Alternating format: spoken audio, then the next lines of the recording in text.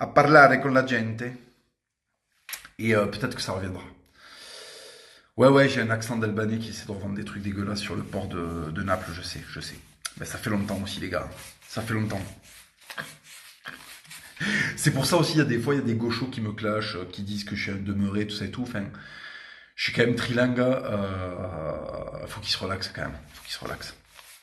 Enfin, ça veut rien dire, hein. Vous me direz, il y a plein de gens qui sont trilingues, qui sont des demeurés, mais enfin, quand même, quoi. Quand même, je suis pas sorti de l'école complètement idiot. Alors, Belgique. Putain, la Belgique, les gars, je vais pas y refoutre les pieds de suite, hein, je vous le dis, hein. Je suis allé à Molenbeek. Ben, c'est le Maroc sans le soleil, en fait. C'est un peu tristoun, quoi. Vous avez essayé la messe en latin, mais c'est la base, hein. De toute façon, il ne devrait pas y avoir d'autres messes qu'en latin. Arrêtez d'aller dans les messes conciliaires, ou en tout cas, allez à la messe tridentine, la grosse messe de vos ancêtres. En fait, je vous explique. La messe en latin, c'est la même messe que vos ancêtres. Voilà. C'est donc. Est-ce que tu veux un argument de plus?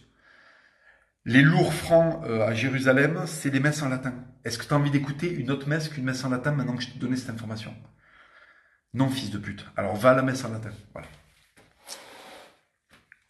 Soutien de Vendée. Putain, la Vendée, qu'est-ce que c'est solide, la Vendée.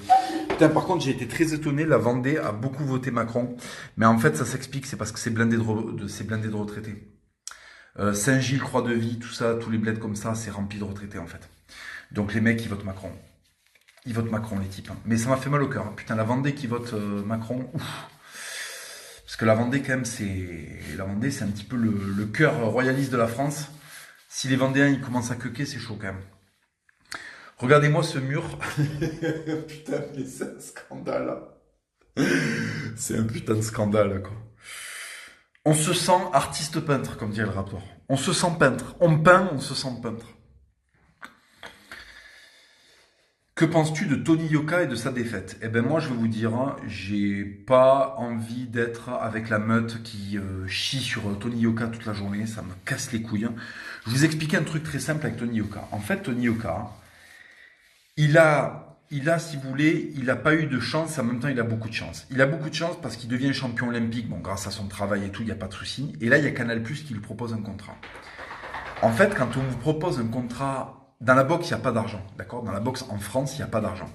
Là, Canal+ s'est dit, putain, on va vendre au public Tony Yoka parce que il correspond à une espèce d'idéal de la France 2.0, il est métis, il n'est pas croyant plus que ça, il est banlieusard. Canal+ s'est dit, on va en faire un héros.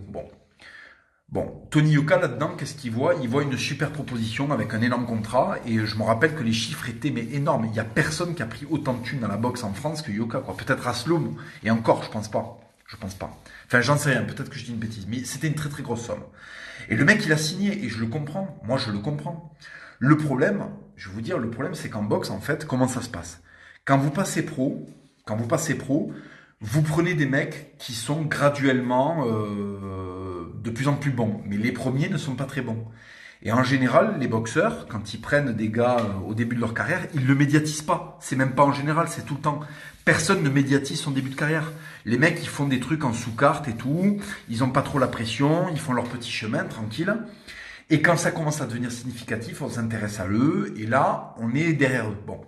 Là, ce qui se passe avec Tony Yoka, c'est qu'il a été médiatisé direct avec une espèce de promesse qui est quand même une grosse promesse, c'est un jour il sera champion du monde.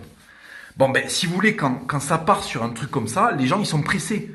Ils ont envie qu'il y ait un Français champion du monde, et ils comprennent pas, parce qu'il y a un an qui passe, 2 ans qui passent, 3 ans qui passent, 4 ans qui passent. Et en fait, le mec n'est pas champion du monde, oui, mais une carrière de boxe, c'est une dizaine d'années, c'est beaucoup, beaucoup de travail, de chance, de relations, d'opportunités. C'est très, très, très complexe pour arriver à disputer un titre mondial. Ça n'est arrivé, et là vous allez voir que j'aime la boxe et que je suis une putain d'encyclopédie sur la boxe. Ça n'est arrivé, je crois, que 5 fois. Et je vais vous citer toutes les fois où c'est arrivé. Pour un championnat du monde poids lourd, hein, je parle poids lourd.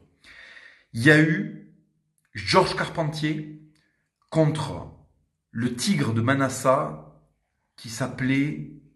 Putain. Euh, Son surnom c'était le tigre de Manassa. Il s'appelait... putain, comment il s'appelait? Désolé les gars. Bon, il y en a peut-être un qui va le mettre en commentaire. Son surnom c'était le tigre de Manassa. C'était un boxeur américain très très rude. Il y a eu Georges Carpentier. 1922, je crois. 1922. Ensuite, il faut attendre 1995, pour qu'il y ait Lucien Rodriguez qui ait disputé un combat de boxe poids lourd contre Larry Holmes, 1995. Lucien Rodriguez contre Larry Holmes, 95. Ensuite, des années plus tard, vous avez eu Mormec contre Klitschko en 2012. Troisième Français à disputer un championnat du monde. Ensuite, vous avez eu Duhaupas contre Wilder, donc ça fait 4 ans. Et donc Duhaupas Wilder, je ne sais plus en quelle année c'est, 2018 ou 2017, je ne sais plus. Et ensuite, vous avez Carlos Takam contre Anthony Joshua. Voilà. Et il n'y a pas eu d'autres Français, il n'y a eu que 5 fois dans l'histoire où des Français sont arrivés. Et à chaque fois, vous avez vu, il y a du temps. Il y a du temps qui passe à chaque fois. Donc promettre comme ça aux Français qu'on est en train de former un boxeur qui va être champion du monde, c'est sûr, c'est la conquête et tout. Mais en fait, c'est une pression énorme et c'est un énorme challenge. Et le problème, c'est qu'en fait, les gens, ils comprennent pas parce que on leur a vendu Tony Yoka pendant des années en leur disant, voilà, bientôt. Bon, ça fait 5 ans. Il a pris des mecs qui n'ont pas un niveau... Bon, après, attention, parce qu'il a quand même pris des types qui étaient en dax, faut pas non plus exagérer. J'ai vu plein de gens qui disaient, il a pris personne. Non, il a pris des trucs... il a pris des mecs sévères, quand même. Hein. Il n'a pas pris que Bacolé, qui était difficile. Faut arrêter de déconner. Et en fait, voilà. Et en fait, on se rend compte que c'est très très long et que ça prend du temps de faire une carrière de boxe. Donc, Tony Yoka, oui, il y a plein de gens qui sont déçus, mais en fait, il avait une pression énorme. Donc là, on va voir la suite. Moi, je pense pas qu'il est fini. Il faut voir la suite. J'ai vu passer un truc. Jack Dempsey, le tigre de Manassa. Jack Dempsey. Merci les gars. Dempsey, je crois, il faut prononcer. Bon, bref. Donc, Carpentier contre Jack Dempsey. Soutien de Plaisance du Tout, je sais que tu connais bien. Ouais, Plaisance du Tout, j'étais au collège là-bas, j'ai vécu là-bas. On est parti du Mirail, j'avais 6 ans. Et j'ai vécu à Plaisance du Tout jusqu'à mes 14 ans. Et après, je suis retourné à Toulouse. Et après, je suis allé au Mirail. Je suis retourné au Mirail.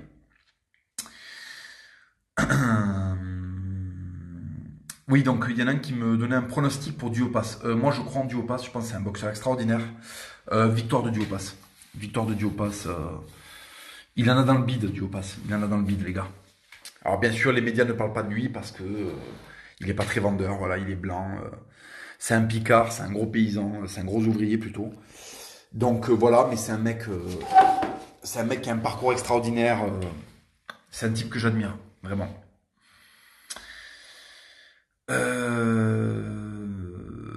Carcassonne et Raymond Roger Trancavel te saluent. Ouais, Carcassonne, c'est du lourd. J'y suis tout le temps, hein, à Carcassonne. Quand je suis en France, j'y vais une fois par mois. Un bonsoir de la Dordogne. Ouais, magnifique la Dordogne. Il y a trop d'anglais quoi en Dordogne. Tous les anglais viennent acheter des maisons secondaires, c'est un peu pénible. Mais c'est très très beau. C'est très très beau. Il y a un super parc préhistorique en Andorre. Le Préhistopark, je crois qu'il s'appelle. Préhistopark. Et c'était un régal. J'y étais allé, je m'étais régalé. Alors... Duhaupas sort de forme, je sais pas, j'ai pas vu le combat. On te salue depuis l'Angleterre, putain. J'ai eu plein d'occasions d'aller en Angleterre et j'ai jamais sauté le pas. Alors de un, parce que je me chie dessus en avion. Mais remarquez, je pourrais prendre l'Eurostar. Et de deux, parce qu'en fait, la bouffe dégueulasse et l'accent anglais, même l'anglais, j'ai du mal. Hein. Do you want to dance with me? It's time to drink a cup of tea. A cup of tea. Well, c'est des mecs qui font well. Putain, mais je crois que je suis trop un énorme méditerranéen pour ces ambiances où il y a le thé avec des mecs qui s'appellent Brandon. C'est un peu compliqué pour moi. C'est un peu complexe. Well. Putain, mais quel enfer. Les mecs ont les dents pourries, ils ont les yeux super rapprochés parce qu'ils sont tous consanguins, parce que c'est une putain de deal. Et tu prends des... Well. Do you speak English, Maximus? Yeah, you are English, dog. Do you live in Newcastle? Hi, mate. Do you live in Newcastle? Putain, mais... je peux passer des soirées entières à faire des trucs comme ça, voilà. Sachez qu'il y a quand même un secpa qui vit au fond de moi, qui peut clairement passer 2 heures à faire des phrases d'anglais qui ne veulent absolument rien dire comme ça pendant 2 heures. Voilà, faut comprendre ça. Et le well me fait rire. C'est-à-dire que si un mec qui arrive et qui me fait well, j'explose de rire en fait. Voilà, ça me fait rire. Well, ça me fait rire. Voilà. Ça me fait rire que les Anglais disent well 4 fois d'affilée. Alors, est-ce que je suis un mongol? Un petit peu, sans doute. Est-ce que voilà, est-ce que j'étais au fond du bus quand on faisait sortie scolaire? Oui. Est-ce que c'est drôle un Anglais qui fait well? Pas forcément, mais moi ça me fait rire. Voilà. Alors, je regarde vos questions. Quelque chose en toi. Putain, il nous manque Johnny, hein. Vous savez que je lui fais un énorme hommage là dans la BD que je suis en train de faire avec Marceau. On va lui faire un énorme hommage à Johnny. Il y a plein de refs à Johnny. J'écoutais pas sa musique. Il faut dire la vérité, j'écoutais pas sa musique. C'était un truc de daron, quoi. C'était les mecs qui écoutaient ça, c'était les anciens, quoi. Et en fait, quand il est mort, j'ai écouté et il y a des trucs magnifiques, en fait. Il y a des trucs magnifiques. Les médias lui ont beaucoup chié dessus en le faisant passer pour un mongol, mais il y a vraiment des trucs super. Johnny était un interprète incroyable. Prends un rouleau, ouais, j'ai pas de rouleau. J'ai pas de rouleau parce qu'en fait, si je passe le rouleau, j'en fous partout sur le carrelage, hein. T'as compris, j'ai pas mis de protection, tu vois, j'ai pas mis de protection. Donc il y aura pas de rouleau. Donc je vais tout faire à la main, voilà. Je sais que ça vous stresse, je sais que ça vous stresse que pendant le live, je suis en train de mettre des coups de pinceau. Mais c'est comme ça, c'est les trucs gratuits sont jamais, voilà, c'est jamais complètement génial, voilà. Quand ce sera payant, je peindrai pas. Faut choisir. Voilà, qu'est-ce que tu veux? Tu veux payer sans coup de pinceau ou t'as envie que ce soit gratos et je peigne un peu? Bon, t'as envie que ce soit gratos et que je peigne un peu, donc je peins un peu. Well. Let's see the question. Well. Oh, there are plenty of fils de pute in the chat. Que penses-tu des homosexuels qui ramenaient la variole du singe? Alors, si c'est vrai que c'est des mecs qui ont enculé des babouins, qui ont ramené la variole, bon, ben, il va y avoir un déluge dans le prochain entretien choc, si vous voulez. Moi, il faut pas trop me chatouiller avec des trucs, des news comme ça. Tu me donnes une news comme ça, c'est terrible. Moi, je deviens un pitbull avec ça, je lâche plus le truc, quoi. Papacito, pourquoi tu deviens catholique et pas orthodoxe? Parce qu'en fait, il faut prendre la religion de ses ancêtres. Même si l'orthodoxie, en ce moment, elle va mieux, elle est en meilleure santé, elle est plus stylée que le catholicisme, en ce moment, je dis bien. C'est la religion de mes ancêtres, le catholicisme. Donc, il faut que je fasse comme mes ancêtres. Voilà. Rappelez-vous la conférence de Rochdy sur la chevalerie, tu maintiendras. La religion de mes ancêtres, c'était le catholicisme, je maintiendrai le catholicisme, point final. Ah, well. Let's see the chat. Salut du troisième RPIMA, putain, le troisième, quoi. Le troisième, c'est où? Il y a le huitième à Castres, il y a le premier à Carcassonne, je crois. Le troisième, je me rappelle jamais, je confonds. Je sais plus. Je sais plus où il est le troisième.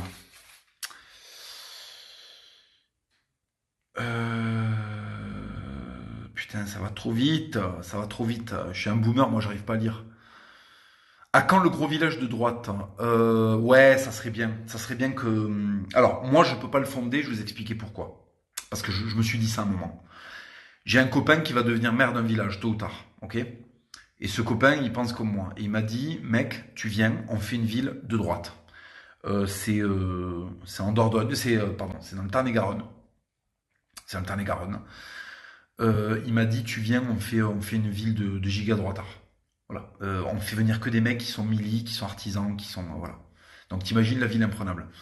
Le problème, les gars, c'est que si je fais ça et que je suis dedans, on va être sur écoute tout le temps, on va être surveillé tout le temps, on va avoir des problèmes tout le temps. En fait, il faut que vous le fassiez sans qu'il y ait de tête connue. Il faut que lors des rencontres abonnées, lors des événements politiques, même y compris en dehors du virtuel, je parle, il faut que vous preniez avec contact avec des mecs autour de vous et que vous commenciez à faire des trucs concrets. Ça peut commencer par un groupe de potes.